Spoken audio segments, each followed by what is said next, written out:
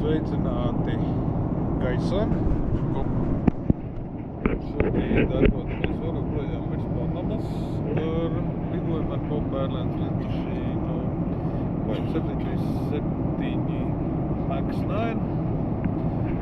Un jā, šis lidojums noslēdz lielo posmu, Dienvidamerikas posmu. Tādos īsts kopsavilkums, tātad tika apmeklētas 3 valsts, tātad tā ir Brazīlija, tā ir Ekvadora un tā ir Panama. Brazīlijā uzkavēšanās bija mazliet ilgāk, Ekvadorā un Panamā bija stipri īsi.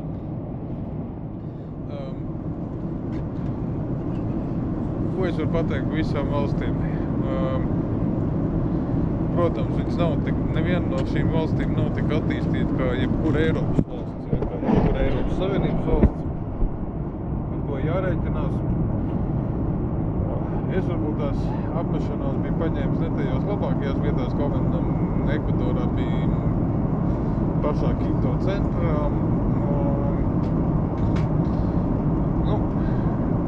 Priekšstats tāds, ir vieta izaugsmē, kaut gan ārkārtīgi skaista pilsēta, Quito, Rio ļoti skaista pilsēta ar fantastiski ainaviskiem skatiem. Panamas City mazliet mazāk, pārsvarā debeskrāpi un, ko es varu pateikt. Quito mazāk to manī, bet Rio un Panamā ir ļoti rajonu noslāņošanās, kas ir diezgan bēdīgi. Ir šie īpaši turīgie rajoni, kur visi sakopts, visi pa smukom. Un tad ir, nabadzīgie rajoni. Brazīlijā tās ir favelas, vai kaut kas līdzīgs. Ir arī tādi, kas ir ne tik briesmīgi, bet arī nekas labs. Ļoti daudz redzams, ka cilvēki dzīvo uz ielas, pat cik naktis nekad nav augsts, tā kā pie mums. Tad daudzi varbūt tās pat labprātīgi izvēlās šādu dzīvesveidu. Jā, tagad par redzēto un piedzīvotu. Rio pats galvenais redzētais bija Chrysler Redeemer. Tur pats būtiskākais, ka es uz turienu uzkāpu par savām kājām, nevis uzbraucu ar tramvaju. Neesmu tik vecs, lai dotos ar tramvaju. Uzskatu, ka tā bija pat labākā izvēle, kas vien varēja būt. Pieredze ļoti laba. Kopakabans pludmale otrajā dienā. Jā, ir forši, bet par trūkumiem es jau minēju tieši konkrētajā video. Diemžēl tāda arī ir. Var pateikt tā, ka Liepājas pludmale ir daudz kvalitatīvāk. Vienīga atšķirība, ka Liepājā nav tik silts. Quito, ja. Tur lielākās problēmas ir transports. Kad nav nekāda mazākā sajēga, kur kā braukt. Tev iet autobusu, tu neredz viņu numuru uz pieturas, arī tu neredz, kuri autobusi tajās piestāj. Īstenībā Google Maps parādās visam, kas cits. Tas ir tas haus, viņiem tas ir jāsakārto. Ja viņi grib, lai turisti brauc uz turienu tērēt savu naudu, ir jāskatās. Jāsapzina Quito, man ļoti patika centra arhitektūra, šīs daudzās baznīcas katoļu.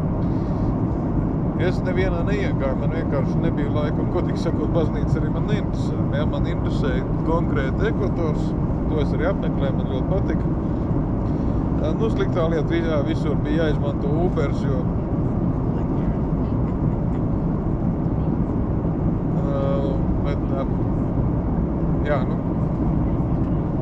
kā ir tā ir.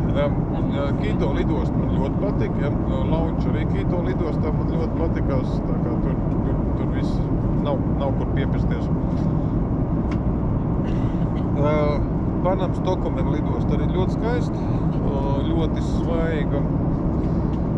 Un, jā, arī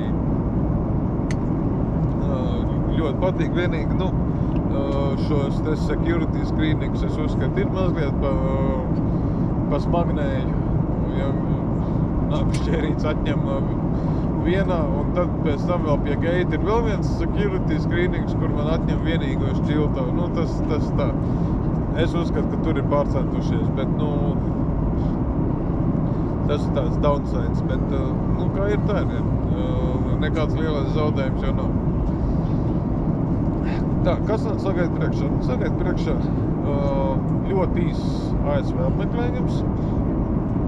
Pie tam šajā īsajā laikā es pamanīšu apceļot 3 lielpilsētas.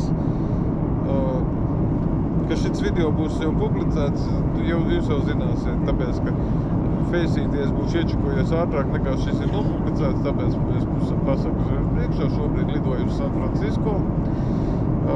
Tur lidostā pārlaidīšu nakti. Cik nu nakti 6 no rīta ir lidojums uz Seattle. Ja? Es ļoti ceru, ka varēšu tiešām pagulēt, un es ceru, ka lidojumā uz Seattle arī man mietiņš nāks un būs ok.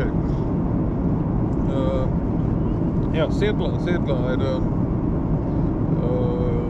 Everett, man jānokrīt jūs līdz Everett, jāpaņem ir Boeing Factory Tour, un tad varēšu salīdzināt, kā ir Boeing Factory Tour ar Airbus Factory Tour. Atceraties, ka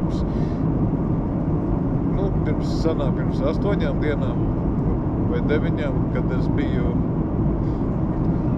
pirms 9 dienām, Airbus Factory Tour apskatīju. Filmēt gan neko neļauj, tāpēc jūs to neredzat, bet vārdiski es pateicu. Ka varēs salīdzināt. Jā. Tas īsā visumā viss. Un neaizmirstiet piespiest like un piespiest follow. Tā kā, atā!